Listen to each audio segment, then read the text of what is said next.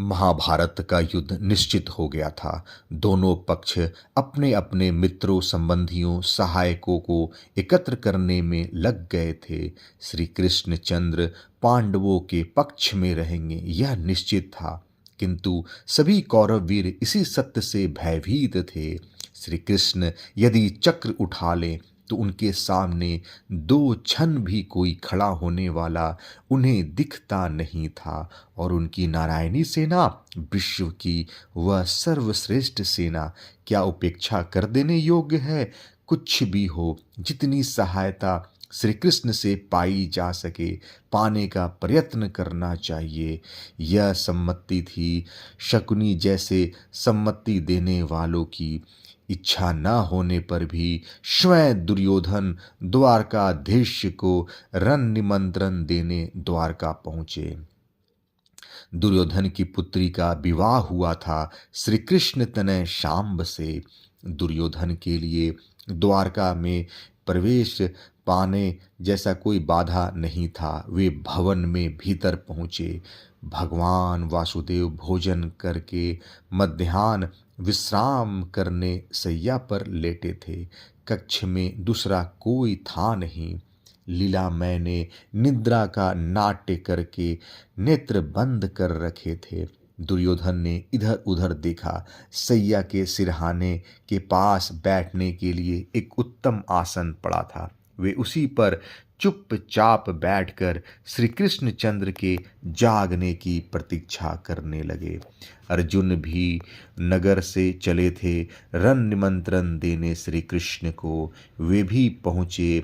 द्वारकेश के उसी कक्ष में श्याम सुंदर को शयन करते देखकर वे उनके चरणों के पास खड़े हो गए और उस भुवन सुंदर की वह शयन झांकी देखने लगे।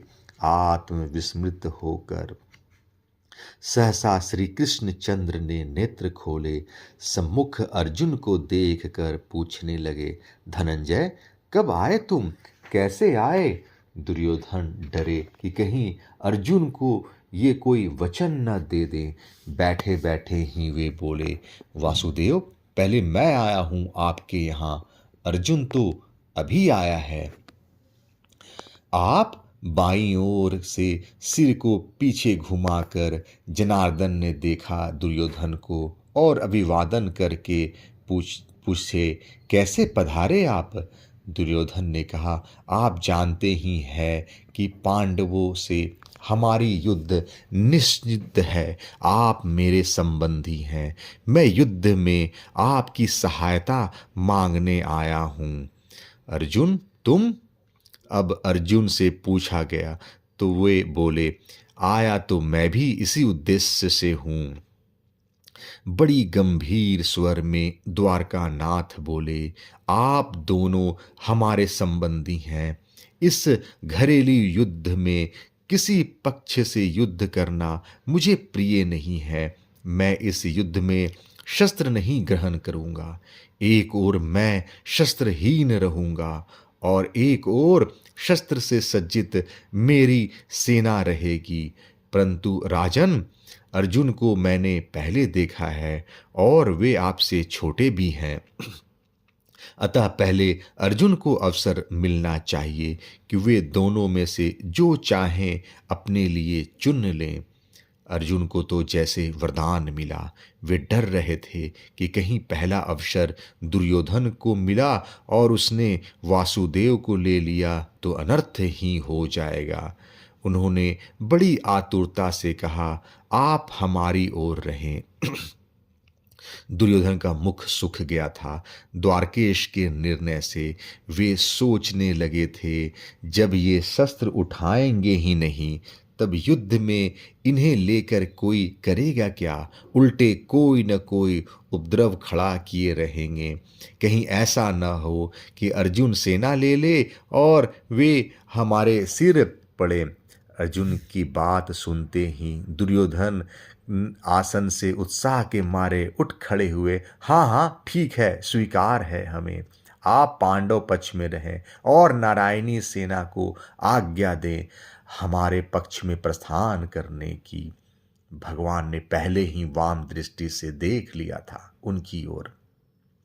इससे भगवान को न पाकर वे प्रसन्न हो गए। दुर्योधन के सामने ही सेना को आदेश भेज दिया गया। जब वे प्रसन्न होकर चले गए, तब हंसकर मधुसूदन अर्जुन से बोले, पार्थ, यह क्या बचपना किया तुमने? सेना क्यों नहीं ली तुमने? मैंने तो तुमको पहले अवसर दिया था, मैं शस्त्र उठाऊंगा नहीं, यह कह चुका हूं। मुझे लेकर तुमने क्या लाभ सोचा? तुम चाहो तो यादव शूरों की एक अक्षौनी सेना अब भी मेरे बदले ले सकते हो। अर्जुन के नेत्र भर आए। वे कहने लगे, माधव, आप मेरी परीक्षा क्यों लेते हैं? मैंने किसी लाभ को सोचकर आपको नहीं चुना है। पांडवों की जय हो या न हो, किंतु हम आपको छोड़कर नहीं रह सकते। आप तो हमारे प्राण हैं। आपसे रहित आपका बल हमें नहीं चाहिए। हम तो आपके हैं, आपके समीप रहना चाहते हैं। भगवान श्री कृष्ण बोले, क्या कराना चाहते हो तुम मुझसे? और हंसकर ही अर्जुन ने उत्तर दिया, सारथी बनाऊंगा आपको। मेरे रथ की रश्मि हाथ में लीजिए और मुझे निश्चिंत कर दीजिए। जो अपने जीवन की रथ की डोर भगवान के हाथों में सौंप देता है, उसकी लौकिक तथा पारमार्थिक विजय निश्चित है। हरिओम तत्सत।